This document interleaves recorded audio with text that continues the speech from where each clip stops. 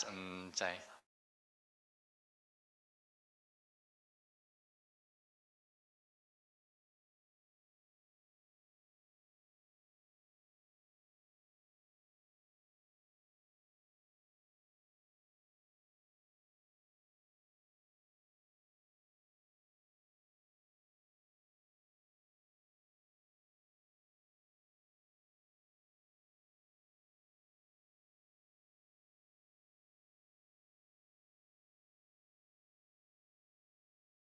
Ya.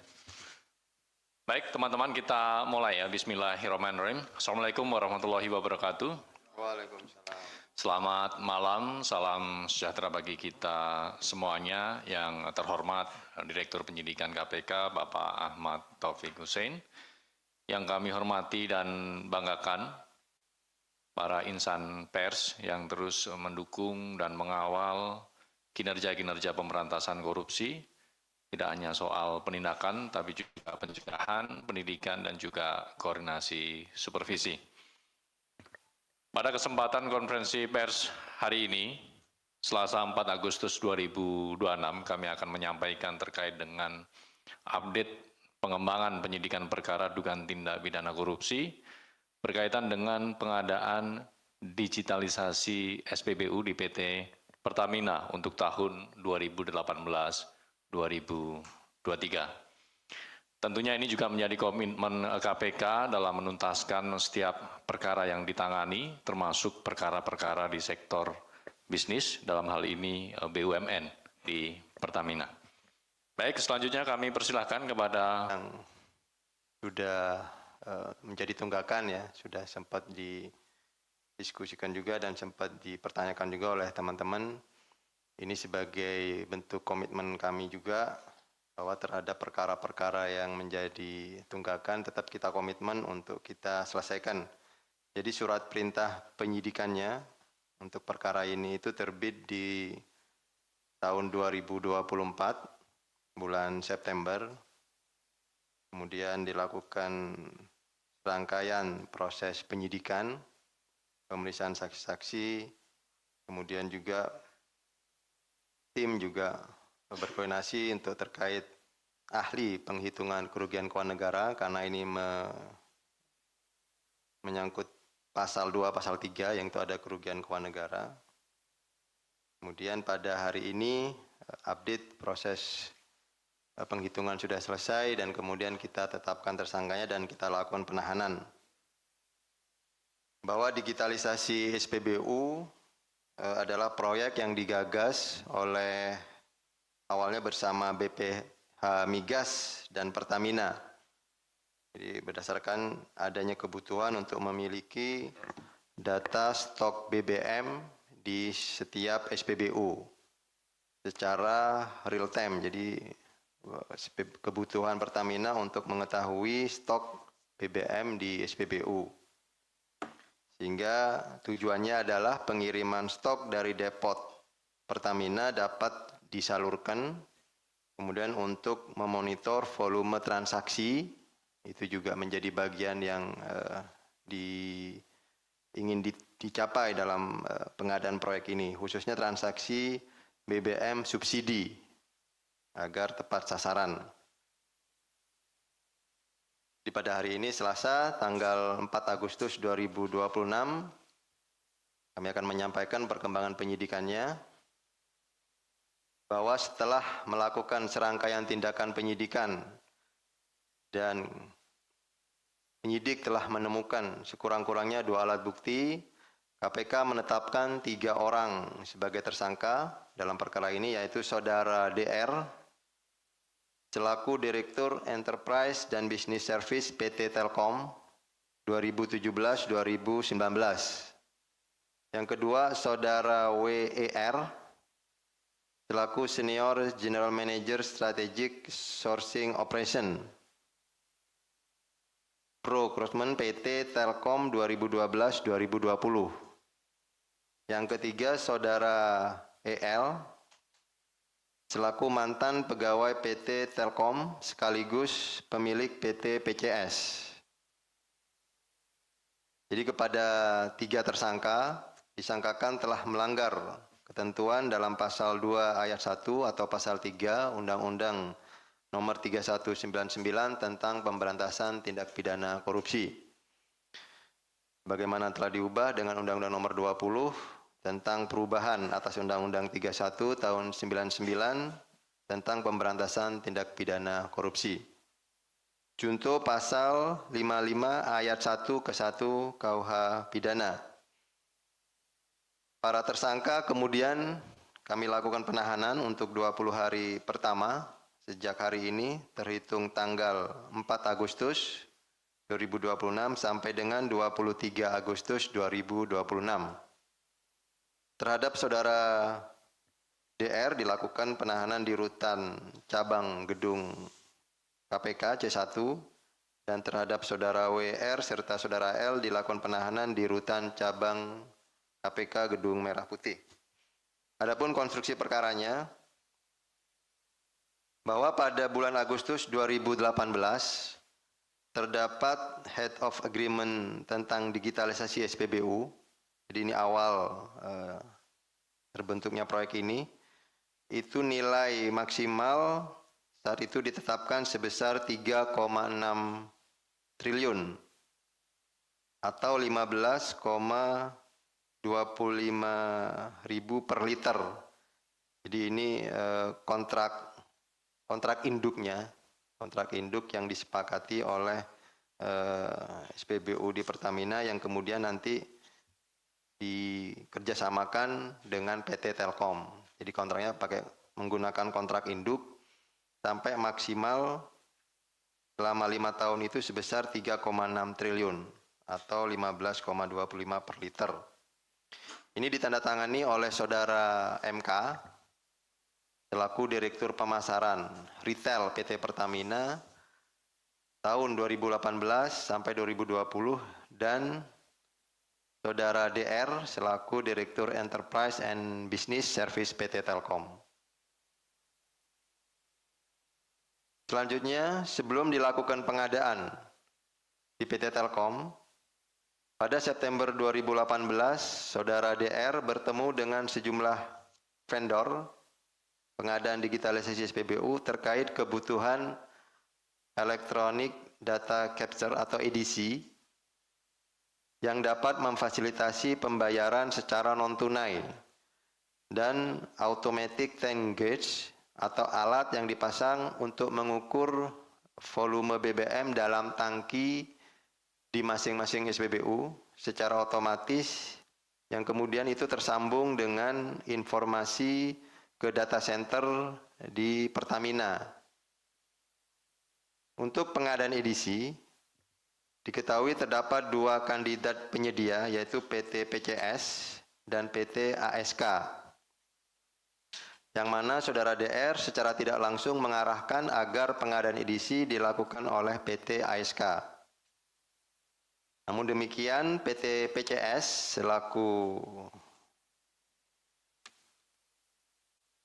PT PTS melalui saudara EL selaku pemilik dan sekaligus mantan pegawai PT Telkom diduga lebih dahulu melakukan pengkondisian dengan cara melobi para pihak direksi PT Telkom dan anak perusahaan agar PT PCS ditunjuk sebagai vendor penyedia edisi. Selanjutnya melalui arahan saudara WER selaku SGM Procurement PT Telkom, saudara L memberikan fee sekitar 2 miliar kepada PT ASK agar mengundurkan diri dari proses pemilihan vendor sehingga PT PCS kemudian menjadi satu-satunya penyedia alat edisi. Sementara itu untuk pengadaan ATG, tadi Automatic Tank Gauge, saudara DR mengarahkan WER agar menunjuk PT SGP sebagai penyedia ATG dengan memberikan kartu nama saudara LJ, ini selaku Direktur PT SGP. Bahwa kemudian pada bulan Oktober 2018, saudara DR menyampaikan nota dinas mengenai nota justifikasi kebutuhan investasi digitalisasi SPBU Pertamina yang dalam nota tersebut menetapkan ruang lingkup proyek yang meliputi digitalisasi 5.518 SPBU. Terdiri atas pemasangan ATG, ini rincian lingkup proyeknya, kemudian personal komputer, point of sales, system and forecast controller, dan electronic data capture atau EDC, termasuk penyediaan dashboard berbasis cloud serta jaringan konektivitas. Ini ruang lingkup yang proyek yang sudah disiapkan oleh SPBU, Pertamina dengan Telkom. Sementara target implementasi ditetapkan sebanyak 1.200 SPBU pada 2018 dan 4.318 SPBU pada 2019 dengan nilai investasi sekitar 1,76 triliun dan biaya operasional sekitar 737,28 miliar. Dalam pelaksanaannya, PT Telkom menunjuk PT SCC sebagai sistem integrator dengan melibatkan sejumlah anak perusahaan PT Telkom sendiri, antara lain PT PI, PT TAS, PT TST, PT FN, PT MT, dan PT SSI. Ini semua adalah anak perusahaan PT Telkom.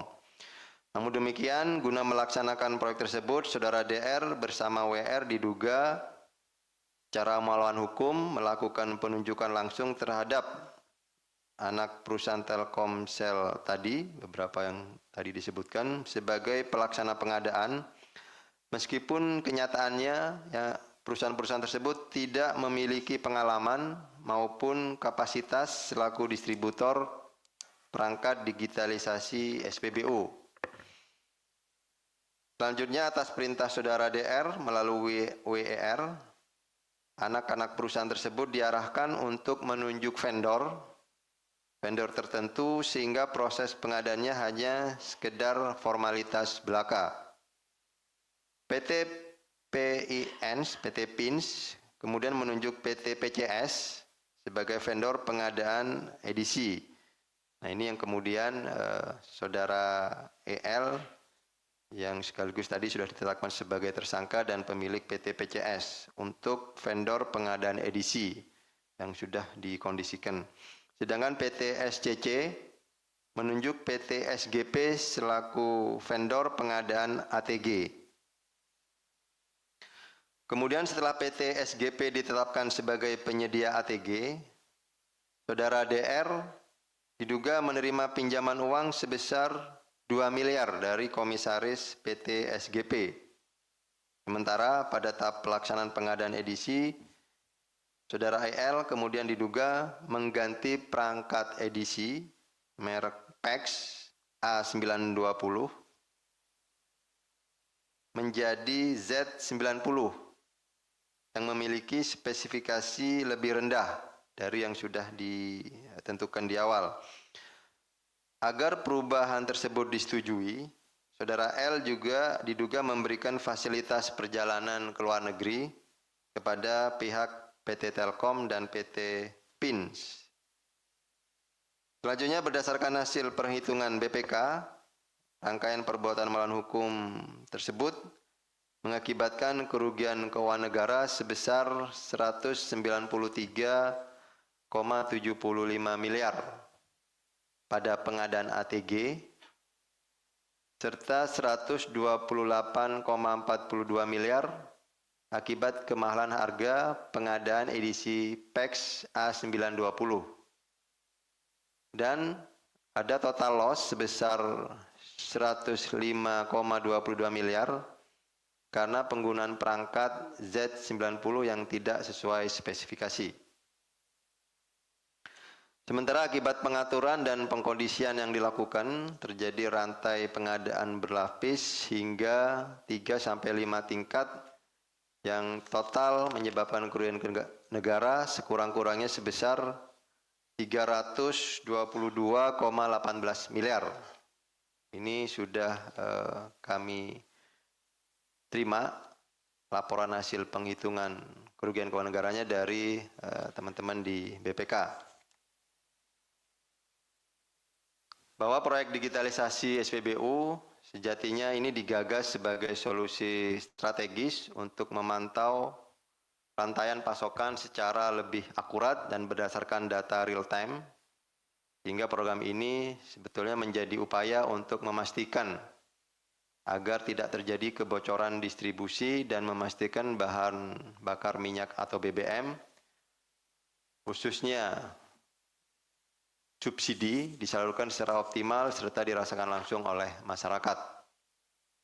Namun kejadian ini menjadi ironi karena terjadi pada program digitalisasi yang sebenarnya tujuannya adalah penerapan prinsip-prinsip transparansi dan akuntabilitas program. KPK tidak henti-hentinya mengingatkan bahwa setiap keputusan bisnis dan kebijakan pengadaan barang dan jasa harus dilandasi prinsip-prinsip good corporate government agar setiap proses dan tata kelola bisnis berjalan secara transparan, akuntabel, dan bebas dari benturan kepentingan. Selanjutnya, kejadian ini juga tentunya juga melanggar core value yang selama ini dipegang oleh BUMN, yaitu berakhlak, hingga kita tentunya juga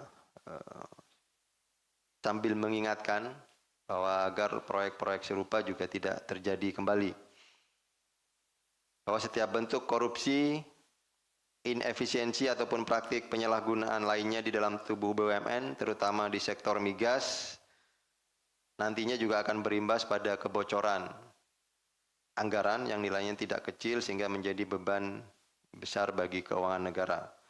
Oleh karena itu, KPK meyakini bahwa pengusutan tuntas atas segala praktek-praktek korupsi yang terjadi di sektor energi bukan sekedar penegakan hukum semata, tapi sebagai langkah krusial untuk membenahi rantai distribusi energi nasional.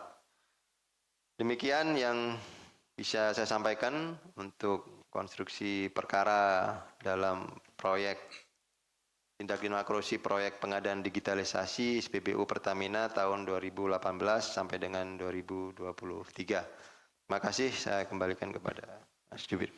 Baik, terima kasih Pak Dirdik yang telah menyampaikan secara lengkap bagaimana konstruksi perkara dan juga pihak-pihak yang ditetapkan sebagai tersangka dan dilakukan penahanan mulai hari ini bertanggal 4 Agustus sampai dengan 23 Agustus 2026 terhadap tersangka saudara DR, WER, dan EL. Baik, rekan-rekan jurnalis, kita akan buka sesi tanya jawab. Yang pertama khusus terkait dengan perkara ini. Kami persilakan. Tidak ada, cukup jelas semuanya. Baik, kita masuk ke sesi kedua. Mas Mario, oke.